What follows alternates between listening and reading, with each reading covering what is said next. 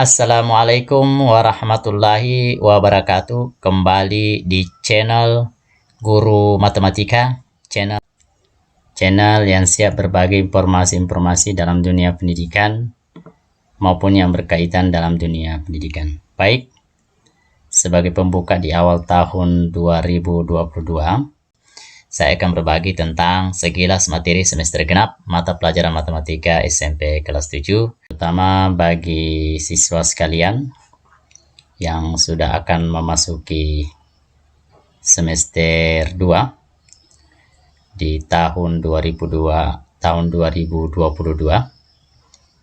Ini adalah video saya yang ke-102. Adapun ini adalah menunjukkan bahwa saya membuat video pertama kalinya di tahun 2022 dengan volume 102.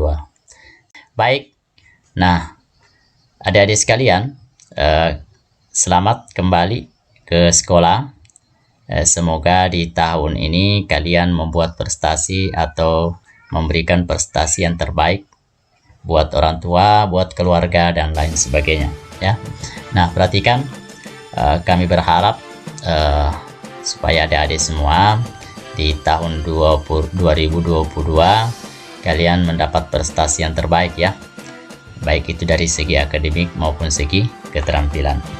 Nah, sekarang kita kembali ke sekolah. Semoga di awal tahun ini adik-adik sekalian sehat selalu, semoga dapat memberikan prestasi yang terbaik.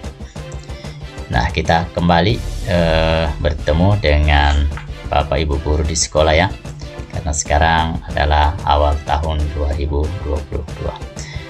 Baik, nah sekarang kita lihat bahwa untuk materi semester genap ini terdiri dari yang pertama adalah kita akan membahas masalah perbandingan, kemudian yang kedua adalah aritmatika sosial, kemudian yang ketiga adalah garis dan sudut, kemudian yang berikutnya adalah segi 4 dan segitiga, kemudian penyajian data, dan terakhir nanti kita akan melakukan uji kompetensi semester 2. Nah, setiap bab yang sudah kita bahas, kita akan melaksanakan penilaian harian 1. Maksud saya penilaian harian untuk perbandingan itu adalah penilaian harian 1. Kemudian untuk aritmatika sosial adalah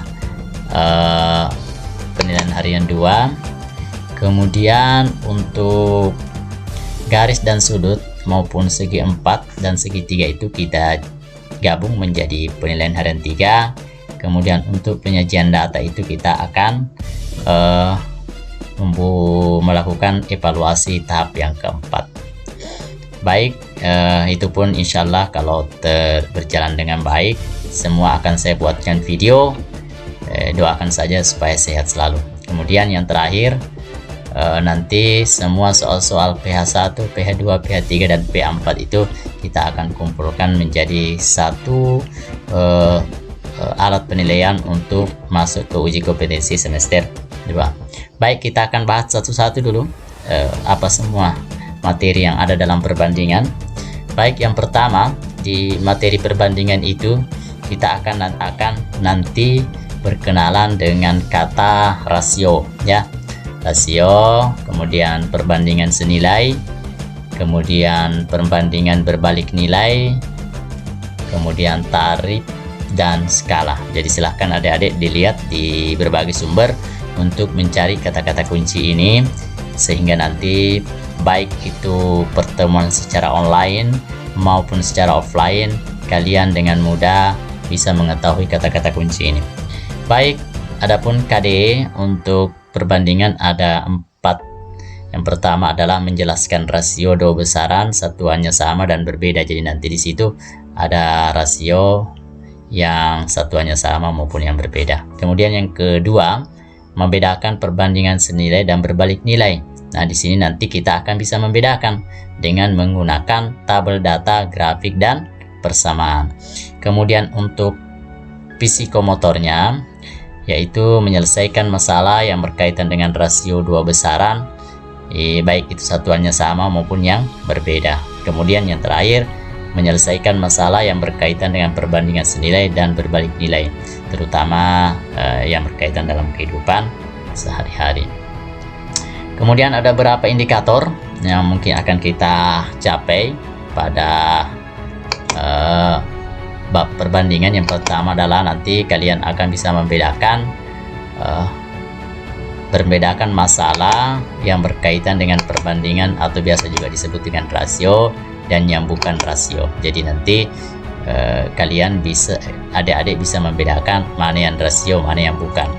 Kemudian nanti akan adik-adik dapat menjelaskan pengertian tarif, kemudian kelajuan, kurs dari satuan yang berbeda.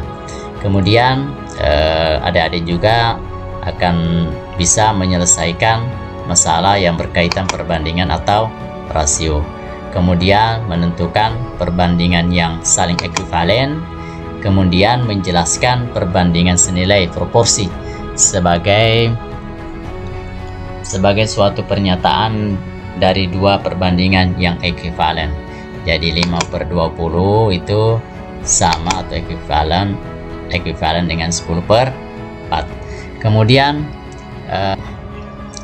Kemudian yang keenam, jadi yang keenam adalah membuat suatu perbandingan senilai untuk menentukan nilai X dalam 5/2 sama dengan 10/X. Kemudian yang ketujuh, membedakan masalah perbandingan senilai dan berbalik nilai dengan menggunakan tabel grafik dan persamaan. Nanti kita akan mencoba menggunakan tabel grafik dan persamaan untuk menentukan perbandingan itu senilai atau berbalik nilai. Kemudian yang terakhir, menggunakan berbagai macam strategi termasuk tabel dan grafik untuk menyelesaikan masalah perbandingan senilai dan berbalik nilai. Ya, untuk peta konsep untuk bab 5 perbandingan, yang pertama adalah kita akan membuat jadi dengan perbandingan ini kita akan memodelkan suatu permasalahan ke dalam situasi dunia yang nyata, seperti masalah kecepatan, masalah perubahan besaran, masalah tarik, konversi, satuan, resep, dan sebagainya.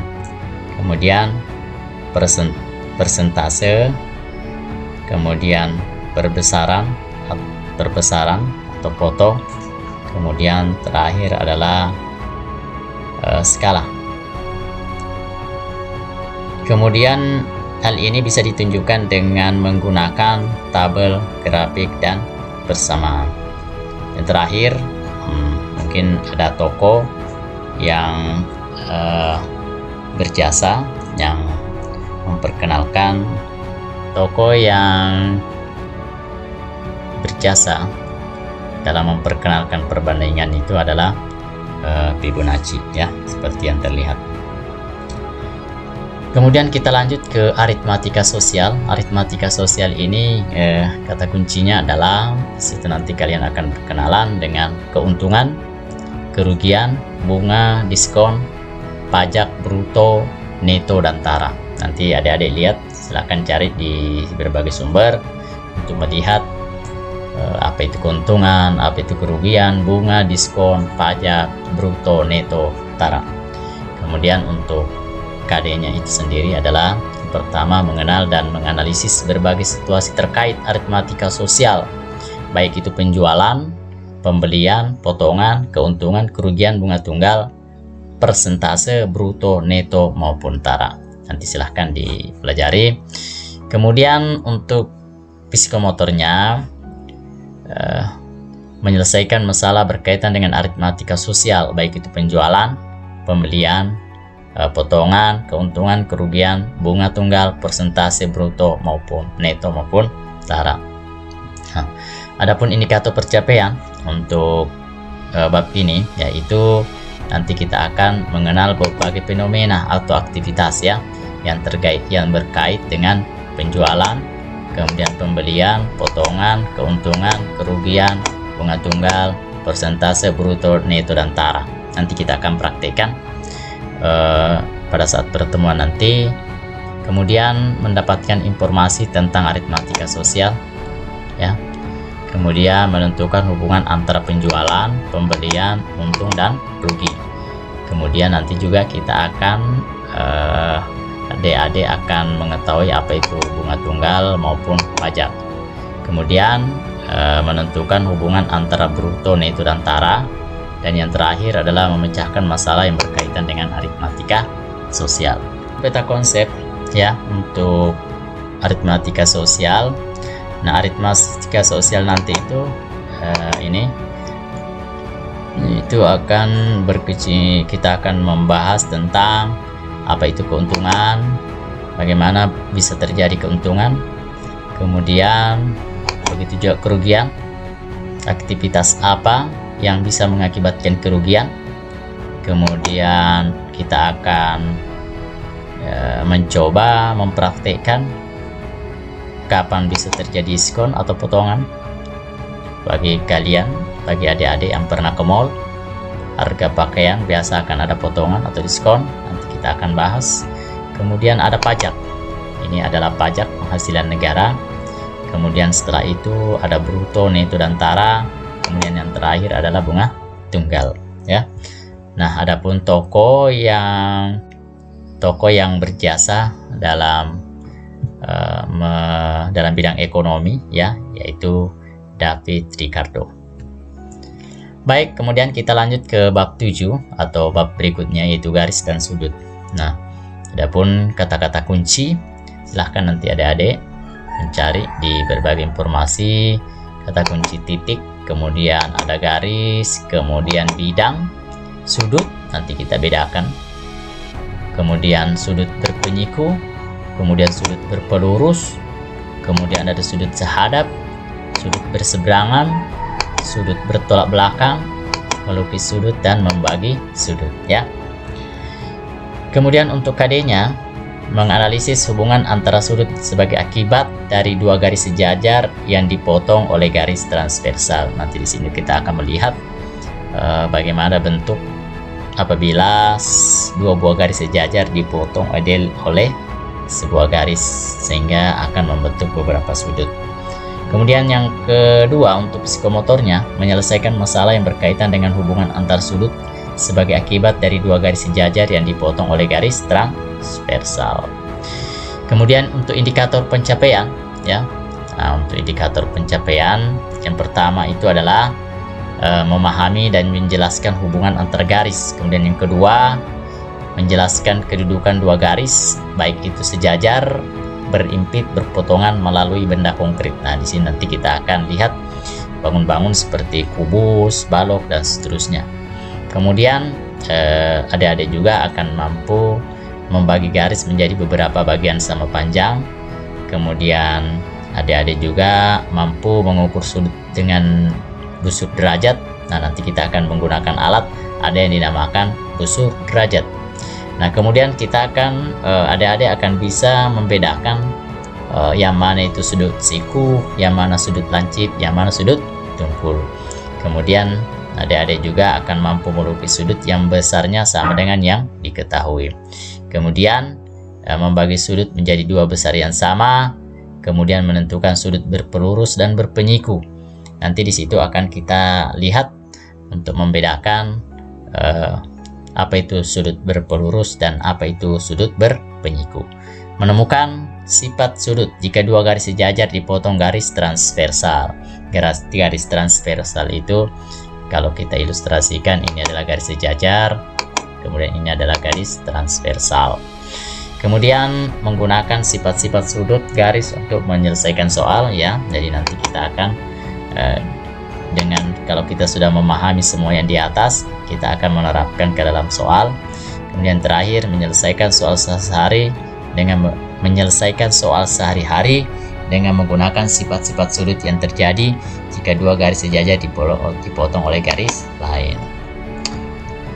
Kemudian kita lihat peta konsepnya. Nah, ini kita perhatikan garis dan sudut. Itu kita bahas tentang garis, kemudian tentang sudut. Kemudian untuk garis itu kita akan membahas tentang hubungan antara garis, ya, membagi garis. Sedangkan sudut Nah, kita akan beraktivitas tentang ukuran sudut, hubungan antar sudut, dan melukis sudut. Kemudian berkaitan dengan garis, untuk hubungan antar garis itu, di situ nanti kita akan melihat kedudukan dua garis, kemudian perbandingan segmen garis. Kemudian untuk hubungan antar sudut, di situ akan kita lihat bahwa nanti akan terjadi yang disebut dengan sudut berpelurus, bertolak belakang. Ada juga yang disebut dengan sudut pada dua garis sejajar yang dipotong oleh garis lain. Nanti di situ akan terbentuk oleh nama sudut selain daripada berpenyiku maupun yang bertolak belakang. Nah, adapun tokoh yang memperkenalkan atau paling berjasa untuk garis dan sudut adalah Euclides. Kemudian yang terakhir, maksud saya berikutnya adalah segi empat. Nah, segi empat itu untuk kata kuncinya adalah keliling. Nah, ini di SD kemarin mungkin kalian sudah dapatkan materinya ya, tentang keliling, luas, kemudian segitiga, persegi panjang, persegi, jajar genjang, bola ketupat, layang-layang maupun trapesium. Nah, kemudian adapun KD-nya adalah mengaitkan rumus keliling dan luas untuk berbagai jenis segi empat. Silahkan nanti adik-adik siapkan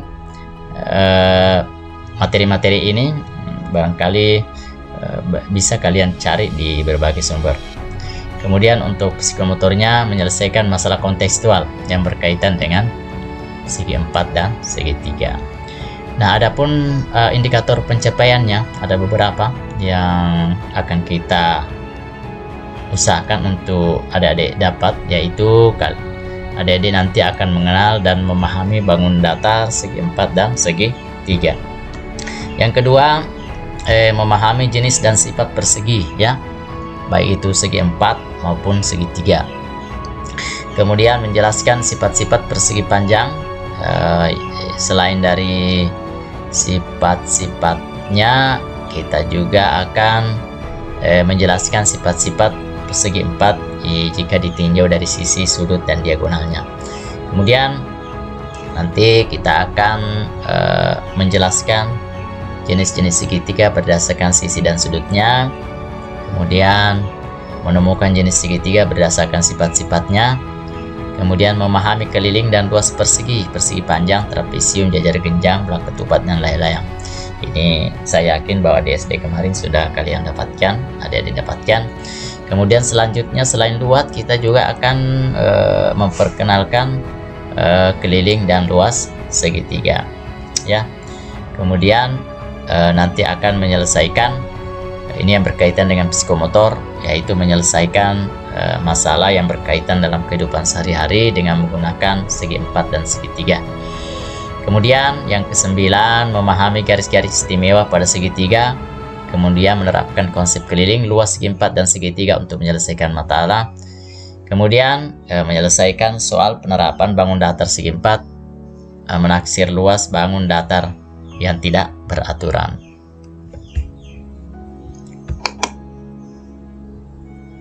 Nah, sekarang kita lihat tata konsepnya, geometri dan pengukuran. Nah, kita tinjau dari geometri dan pengukuran, salah satunya adalah bangun datar. Kemudian bangun datar yang akan kita bahas ada dua, yaitu segi empat dan segi tiga. Untuk segi empat itu materinya adalah kita akan membahas macam-macam segi empat serta bagaimana mencari keliling dan luas segi empat. Sedangkan untuk segitiga, di situ nanti kita akan lihat macam-macam segitiga serta kita akan mencari keliling dan luas segitiga. Kemudian kita akan membahas sifat-sifat segi empat. Sedangkan untuk sedangkan untuk segitiga nanti untuk macam-macam segitiga itu kita akan lihat berdasarkan panjang sisi, berdasarkan besar sudut. Yang terakhir dari semua materi yang mulai dari segi empat, segitiga, kemudian sifat-sifatnya, luas dan seterusnya. Nah, nanti akan kita gunakan itu untuk menyelesaikan beberapa masalah yang berkaitan dengan bangun datar. Kemudian adapun tokoh yang berjasa atau memperkenalkan tentang bangun datar ini adalah Thabit Ibnu Qurra. Kemudian untuk yang terakhir, bab yang terakhir, yaitu penyajian data. Perhatikan untuk kata kunci ada yang dinamakan dengan diagram batang, kemudian ada yang dinamakan dengan garis, diagram garis maupun diagram lingkaran. Ini yang di SD paling banyak ya sudah diperkenalkan di SD, yaitu diagram lingkaran ya. Nanti kita kembangkan bagaimana itu diagram batang maupun diagram garis. Kemudian adapun KD-nya menganalisis hubungan antara data dengan cara penyajian, baik itu dalam bentuk tabel, diagram garis, diagram batang, dan diagram lingkaran. Untuk psikomotornya, kita akan menyajikan dan menafsirkan data dalam bentuk tabel, diagram garis, diagram batang, dan diagram lingkaran. Adapun indikator pencapaian, adik-adik akan bisa mengenal dalam kehidupan sehari-hari data ya, masalah data, kemudian bagaimana cara mengumpulkan data, kemudian bagaimana mengolah, kemudian bagaimana menyajikan ya, baik itu dalam diagram batang, garis maupun lingkaran. Kalian juga, adik-adik juga akan bisa membaca dengan diagram, membaca diagram batang, diagram garis, dan diagram lingkaran. Kemudian menafsirkan diagram batang, diagram garis, dan diagram lingkaran. Kemudian untuk peta konsepnya statistika, nah di situ nanti kita membahas tentang bagaimana mengumpulkan data, bagaimana menyajikan data dan mengolah data untuk garis dan lingkaran. Adapun tokoh yang terkenal untuk masalah statistika atau penyajian data ini adalah Carl Pearson yang hidup tahun 1857 sampai 1936. Baik, demikian video kali ini. Semoga video ini bermanfaat buat adik-adik sekalian, karena kita sekarang akan mengawali penyajian materi untuk semester genap di tahun 2022. Silahkan dipelajari videonya, kemudian dicarikan materi yang berkaitan dengan yang barusan kita bahas. Semoga adik-adik semua bisa menjadi yang terbaik untuk tahun ini. Baik, terima kasih. Jika ada pertanyaan, silahkan diisi di kolom komentar dari video saya ini. Demikian, Assalamualaikum warahmatullahi wabarakatuh. Nantikan video-video berikutnya.